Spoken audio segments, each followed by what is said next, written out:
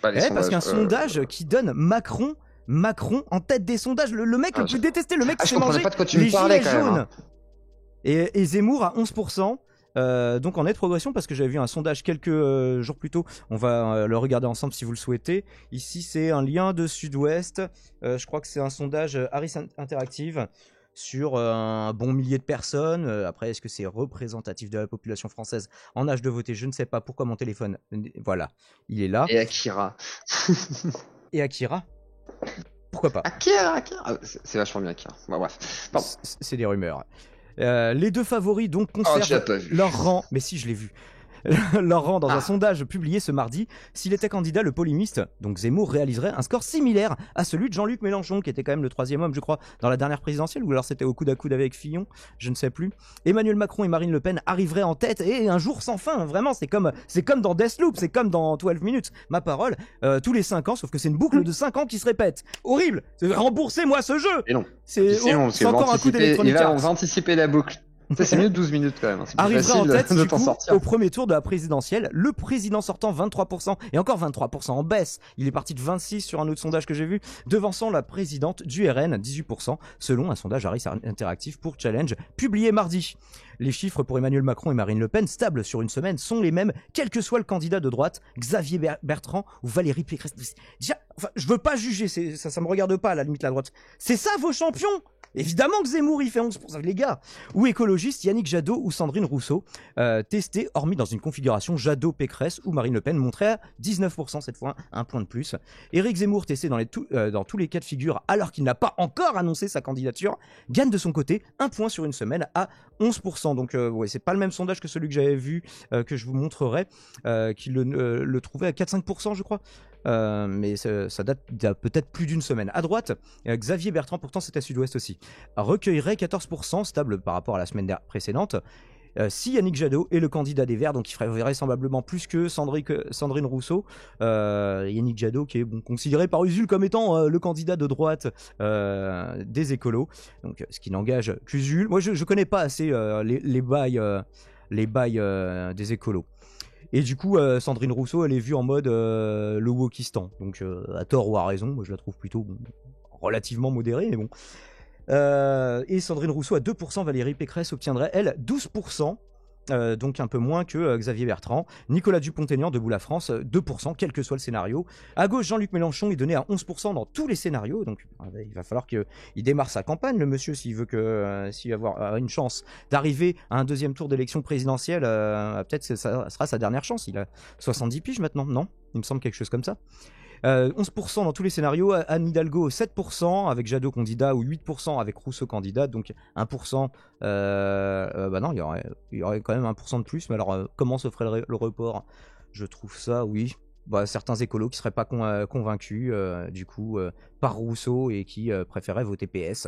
Arnaud Montebourg, mais il se présente sous quelle étiquette Arnaud Montebourg? Parce que la remontada j'ai vu, mais c'est le PS aussi. Est-ce qu'il y en aura un seul des deux du coup? Arnaud Montebourg à 2%. C'est dur. Jadot candidat ou 4% Rousseau candidate. Donc même report de voix hein, dans ce cas-là. Je vois mal du coup Rousseau gagner si les électeurs qui sont intéressés par une candidature écolo ne voteraient pas écolo avec une Sandrine Rousseau présidente. Donc Fabien Roussel PCF à 3% plus qu'Arnaud Montebourg, ce truc de ouf. Bon, le PCF, faut voir dans quel bail ils sont partis un petit peu. Moi, je suis communiste menchevique, mais je me retrouve pas tellement dans le PCF actuellement. PRCF plus. Au second tour, 55% des personnes interrogées voteraient pour Emmanuel Macron, 45% pour Marine Le Pen, l'écart qui se resserrerait quand même par rapport à 2017. Concernant le report des voix, 39% des électeurs ayant voté pour Xavier Bertrand voteraient pour Emmanuel Macron au second tour, 28% pour Marine Le Pen et 33% voteraient blanc, nul ou s'abstiendraient.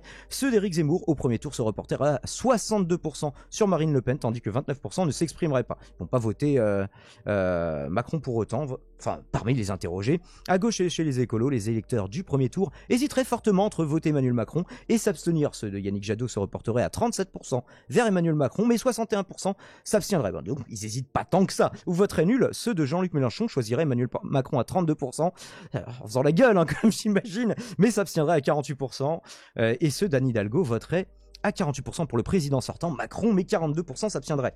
Enquête donc Harris Interactive réalisée en ligne du 17 au 20 septembre 2021 évidemment, auprès d'un échantillon de 1314 personnes représentatives de la population française âgée de 18 ans et plus, dont 1022 inscrites sur les listes électorales. Là du coup par contre oui, le pourcentage d'abstentionnistes me semble un petit peu plus cohérent que sur l'autre enquête qu'on va pouvoir regarder tous les, ensemble. Selon la méthode des quotas, marge d'erreur entre 1,8 et 4,5 points.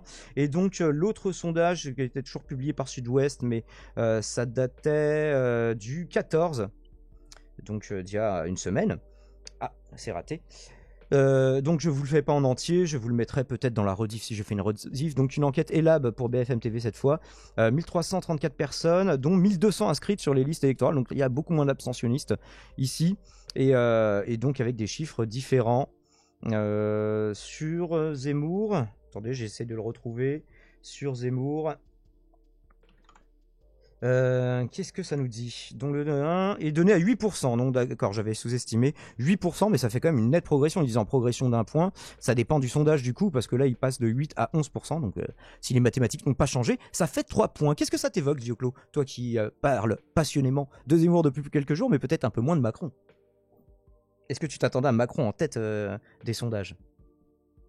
Usul et ses potes bobo. Mais en fait, les gens, déjà, à la base, c'est un non-argument. Et en plus, Usul n'est pas bobo. Pourquoi il traînerait avec ses potes bobo? Je sais pas. Enfin... Est-ce que vous connaissez un peu la vie d'Usul? J'ai fait un portrait sur Usul sur la chaîne, qui a un petit peu marché d'ailleurs. Donc je vous y renvoie si ça vous intéresse. On n'a plus de Dioclo, c'est pour ça qu'il me répondait pas. J'ai du mal avec lui. Mesdames, messieurs, bonsoir, salut à toi. Ben Cameron et Meverludes. Et 1300 personnes, c'est tellement peu pour un truc en ligne.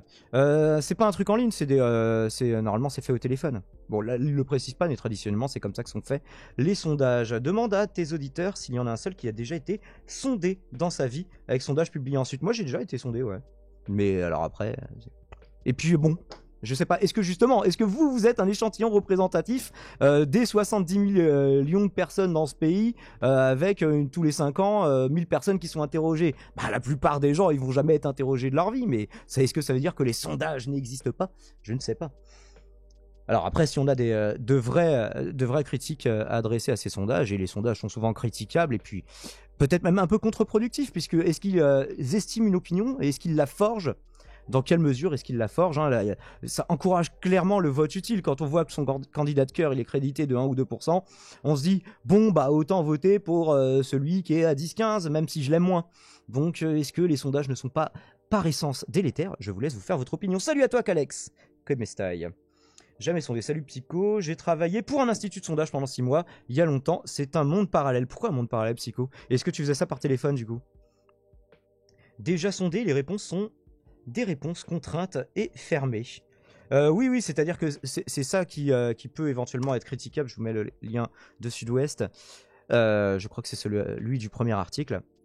Et la façon de poser les questions influe sur les réponses. Comme vous savez, le traditionnel, la personnalité préférée des Français, mais parmi une liste de 50, vous devez en choisir un. Donc, ou quelque chose comme ça, et on publie les 20 premiers. Donc bon, est-ce que finalement, c'est pas... la même chose, en fait c'est exactement la même chose, c'est le même genre de présélection, et tu choisis entre, bon bah un petit peu par dépit, entre la personne qui est pas trop éloignée de ce que tu penses. Peut-être qu'il faudrait voter point par point sur des projets de loi, des refontes économiques, ce genre de choses, plutôt que de voter pour un candidat qui va avoir un blanc-seing pendant 5 ans. Bon, évidemment, ça c'est un tout autre débat, vous le savez. Putain, je suis d'accord avec Rémigration, je me remets en question. Bah peut-être, Bilzer. Ça y est, j'ai retrouvé la parole. Bah oui, tu as mangé 300 secondes, Fab Fabrice. Et c'était il y a bien longtemps, c'était au début de l'émission. On a commencé depuis 31 minutes. Bah, je vous ai mis le lien si vous souhaitez réagir à ce sujet. Et pour vous, viewers de futur, je vous invite à regarder du coup le live in extenso. Le lien est dans la description. Même si je ne laisse pas des pavés de 6 heures, hein, pour les gens qui ne comprendraient pas, je laisse pas des pavés de 6 heures sur ma chaîne, ou très rarement, le moins souvent possible. Ça fait fuir les gens et je les comprends. Merci d'avoir suivi cette rediff. Likez, commentez, partagez, faites des dons, évidemment, faites des dons. Et je vous dis à très vite, c'était Daimon.